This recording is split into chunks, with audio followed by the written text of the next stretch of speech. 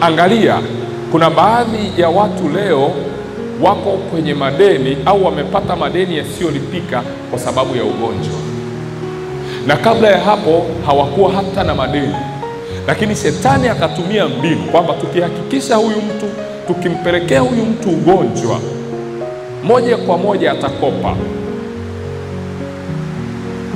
na atakapokopa tu, huu ndio utakuwa mwanzo wa anguko lake. Unajikuta umekopa, labda wewe ni mfanyabiashara umekopa, au wewe ni mfanyakazi umekopa,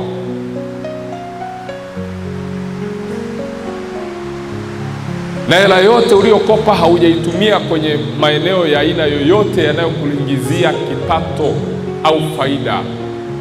Yote, hela yote uliyokopa imekuwa ni kama hasara, kwa sababu umeenda kumtibisha ugonjwa. Sasa ni watu wachache sana huwa wanakaa chini na kumuuliza Mungu kwamba Mungu, naomba uniambie. Unajua kuna ule ugonjwa ambao unaweza ukaugua baada ya muda ukapona, lakini kuna magonjwa yanakuja yanaweka kabisa na makazi kwenye maisha ya mtu, yanakaa muda mrefu sana.